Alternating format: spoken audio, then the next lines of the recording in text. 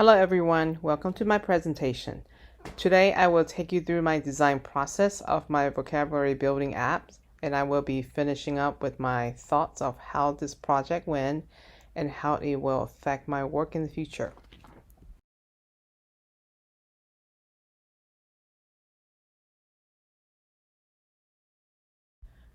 This app is designed with a particular target in mind, and the persona we are using today is Rebecca. Meet Rebecca. Rebecca is a 16-year-old high school student from Los Angeles, California. Rebecca loves music, enjoys crocheting, knitting in her leisure time. Rebecca loves reading novels, and like many teens, Rebecca enjoys playing video games with her family and friends. Rebecca also keeps a very busy and demanding academic schedule, even during the pandemic. Rebecca attends virtual school from 8 a.m. to 2:45 p.m. each day. On any given night, Rebecca spends most of her time with schoolwork and violin lesson and practices.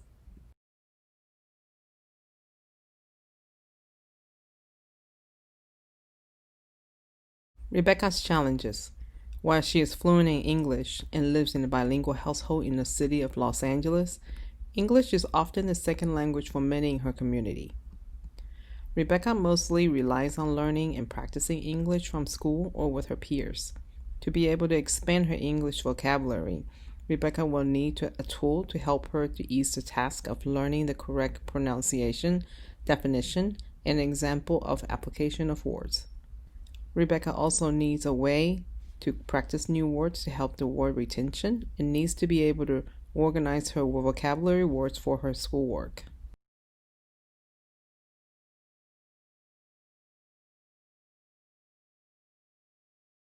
Solutions. By creating a fun and useful vocabulary word building app, Rebecca can have a tool to help her keep up with the busy schedule, to help her learn to speak confidently, assist her with schoolworks and studies, and practice rounds of words for her upcoming tests and quizzes.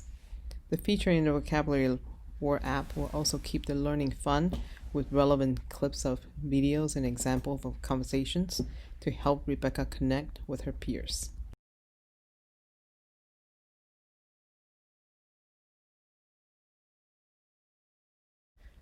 Do my user research.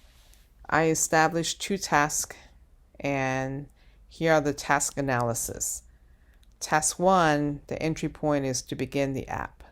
The success criteria is learning new vocabulary definition, pronunciation, and examples.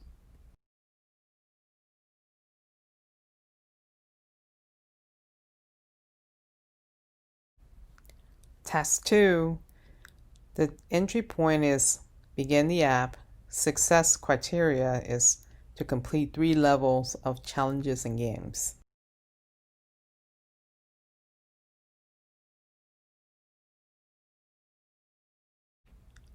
Here are the flowcharts for Task 1 and Task 2.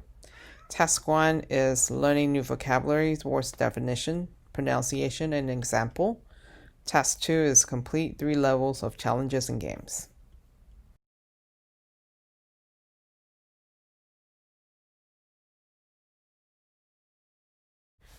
Next, I went on to sketch out early wireframes for Task 1.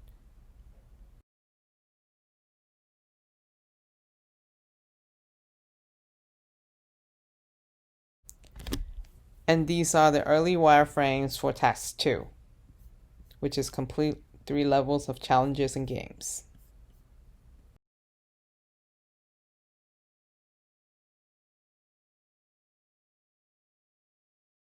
For the usability testing, I list out 5 direct and scenario tasks for my low fidelity prototype. First is onboard start account. The users need to be able to hop on board quickly and efficiently. Task 2 is start to search for vocabulary definition or go to games and challenges. Task 3 is continue to stay on vocabulary search, word search, or go to game. Task 4 is adding a new vocabulary word to study list. Task 5 is return to word search or start a new round of games.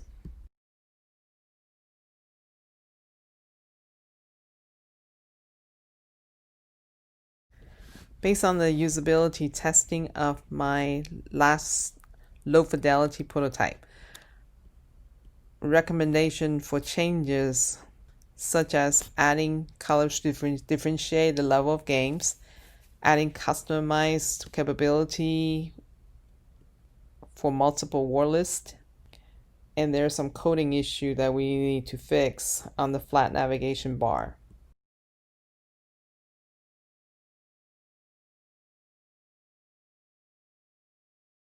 The next up on the journey to the new vocabulary building app is to develop a higher fidelity prototype by adding some new word listing capability, adding more fun and colorful graphic elements to the user interface design, adding color coding system and pop-up cues to improve the intuitive direction and instruction quality for the users, code the flat navigation bar functions to remember to return to the last level of games and challenges. And of course, we'll continue to test and iterate the prototype for improvements.